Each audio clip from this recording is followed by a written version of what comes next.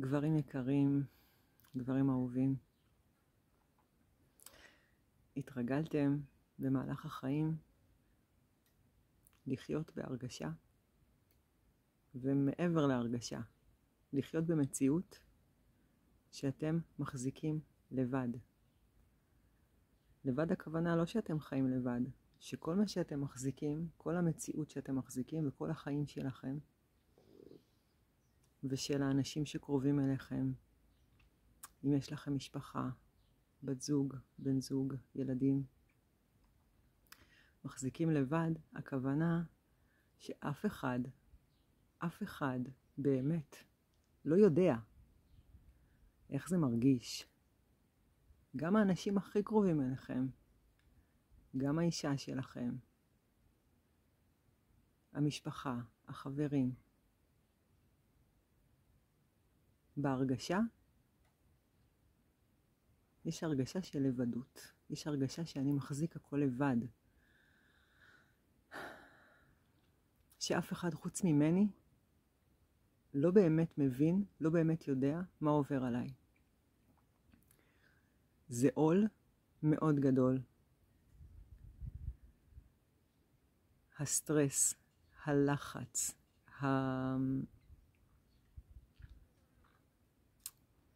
לחיות בתוך מערכת שכל הזמן צריכה לייצר, כל הזמן צריכה להצליח, כל הזמן צריכה להראות שהיא מצליחה, שהיא משגשגת.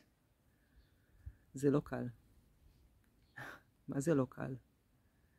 זה כמעט בלתי אפשרי. ההרגשה הזאת שיש לגברים, אני מדברת לגברים מכיוון שאני מדברת פה מהמקום של האנרגיה הגברית, אוקיי? זה לא משהו שרק גברים מרגישים, גם נשים יכולות להרגיש אותו. אנחנו לא נכנסים לתוך השוואות בין נשים לגברים. אני עכשיו פונה לגברים. ההרגשה הזאת של הלבדות, ושאף אחד לא באמת רואה אותי, ושאני לבד בתוך העסק הזה, ושאם אני לא אעשה את מה שצריך לעשות, הכל יתמוטט, היא הרגשה אמיתית. אנחנו לא מסתכלים במונחים שנכון או לא נכון. אנחנו לא שופטים. אנחנו מתחברים שנייה לרגש. ההרגשה של הלבדות היא אמיתית. ההרגשה שאני מחזיק הכל לבד ושאף אחד לא רואה אותי היא אמיתית. ואני רוצה להציע משהו.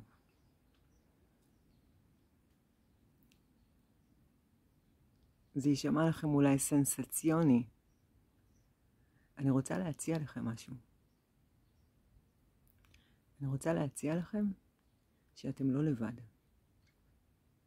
אתם יודעים למה אתם לא לבד? לא בגלל שאני או מישהו אחר פתאום מתחילים לשלוח לכם סרטונים ולעשות לכם מעגלי גברים וסדנאות על כמה אתם מהממים ועצומים ומצליחים ווואו, לא. עזבו אתכם. אין שום דבר מחוץ לכם שיכול להדהד לכם כמה אתם עצומים וגדולים אם אתם לא מהדהדים את זה מבפנים. אז כשאני אומרת שאני מציעה שאתם לא לבד, ושיש לי שני דברים להגיד על זה, אחד מהם זה שיש לכם את עצמכם, והשני זה שיש לכם את האדמה. בואו נדבר על זה רגע. אתם הולכים בדרך, אתם חיים את החיים, אתם כל הזמן נמצאים בתוך מסלול לא מסתיים אף פעם, של יצרנות, של הצלחה, של סגסוג, של תפוקות, כל הזמן. מי רואה את זה?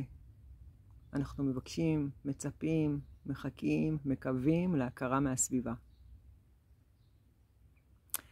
אבל לפני שאנחנו מבקשים הכרה מהסביבה, ולפני שאנחנו מתעצבנים שאין הכרה מהסביבה, או מהאנשים הקרובים לנו, אנחנו יכולים להכיר בעצמנו. אנחנו יכולים לפרגן לעצמנו. אנחנו יכולים להרים לעצמנו.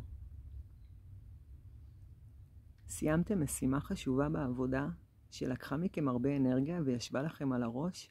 תפרגנו לעצמכם. עכשיו תפרגנו לעצמכם, זה לא צריך להיות משהו שאתם עושים, משהו שקורה מחוץ לכם. תגידו לעצמכם מילה טובה. בוא אחי, איזה גבר אתה, עשית את זה, אין עליך, אין עליך. תנו לעצמכם קטנות כאלה. עמדתם בפני פיצוץ עם האישה שלכם, וזה לא קרה? כי בחרתם לנשום, כי בחרתם להבליג, כי בחרתם להכיל. יש מישהו בתוככם שמחכה ומצפה ורוצה לקבל את החיזוק הזה שלכם. זה אתם בתוככם, זה חלק מכם, זה מישהו בתוככם עכשיו, שעשה את התהליך הזה והתעלה על עצמו, ולא נכנס לריב עם האישה שלו, או עם הילדים שלו, או עם חברים שלו, זה לא משנה. אפשר לפרגן, אפשר להרים, אפשר להיות נוכחים, ולהגיד לעצמנו, בוא אחי, אני יודע שזה היה לך ממש קשה, עכשיו לא להיכנס לפינה הזאת, ואני קלטתי אותך, אני קלטתי שאתה התגברת ושאתה לא נכנסת לפינה הזאת, וכל הכבוד לך. כן, בדיוק כמו שזה נשמע שאנחנו מחזקים ילדים קטנים, אוקיי? בתוכנו, בתוככם, יש את הילד הזה, יש את הגבר הזה, יש את הישות הזאת שהולכת, וכל הזמן היא חיה את החיים. יש מטוס פה מעלינו, נחכה רגע.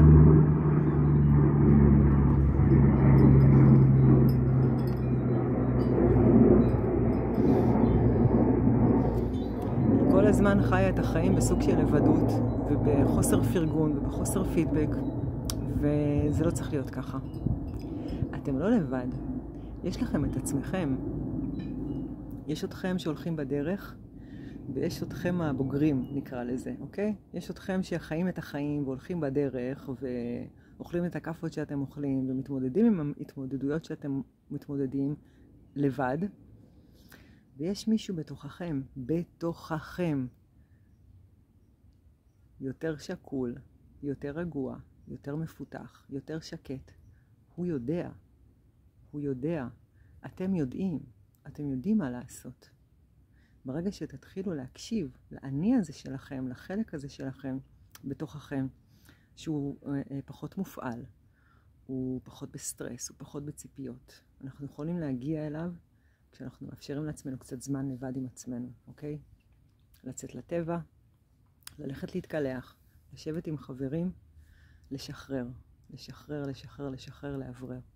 ברגע שאתם מאפשרים לעצמכם את הזמן הזה עם עצמכם, אתם מראים לעצמכם שאתם שווים את זה. אתם מבינים? אני עושה את זה בקצרה, כי אני לא רוצה לעלות פה בסרטון של כמה שעות. בואו נדבר על האדמה.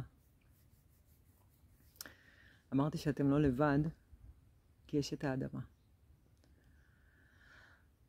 האדמה מחזיקה אתכם. אתם יכולים להישען עליה. אתם יכולים לנוח עליה. אתם יכולים לשחרר עליה. עכשיו, זה לא אומר שאתם צריכים לצאת לטבע בשביל זה. אתם לא צריכים לעשות כלום. עצם זה שאתם מסכימים לקבל את הנוכחות של האדמה בתוך החיים שלכם, ושיש פה משהו שמחזיק את הכל על האדמה. אתם יכולים לקרוא לזה כוח משיכה, אתם יכולים לקרוא לזה בכל מיני שמות. אני לא נכנסת להגדרות. כל אחד והגדרות שלו. האדמה מחזיקה אתכם.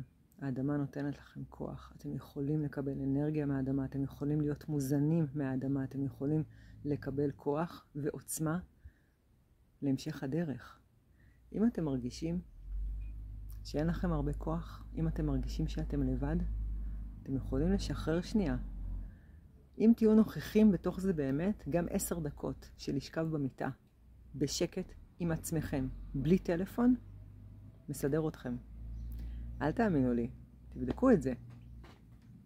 וכמובן שאם תבחרו לצאת לטבע, ורגע לשחרר, ולשכב על האדמה, כן, אפשר לתת לבגדים קצת להתלכלך, אפשר לתת קצת לשיער להתלכלך, קטן עלינו.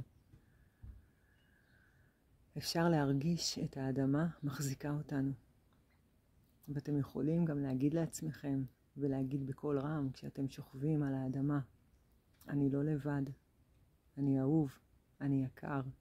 האדמה מחזיקה אותי, האדמה נושאת אותי, האדמה נותנת לי את ברכתה. תתחברו לאדמה, אתם מכירים את האנרגיה של האדמה. זה שהרחיקו אותנו מהאנרגיות האלה ומהמושגים האלה כל השנים, עזבו אתכם. אם עכשיו אתם שומעים קול בתוככם, אני לא יודע איך לעשות את זה, ולא בא לי, בסדר, סבבה. אתם יכולים להמשיך להיות בתוך ההתנגדות, אנחנו חיים של בחירה, אוקיי? תעשו מה שבא לכם. אתם יכולים גם לקפוץ, לדלג, מעל ההתנגדויות האלה. להגיד להם תודה חמודים, אני אקשיב לכם ביום אחר. וביום אחר אתם תקשיבו להם.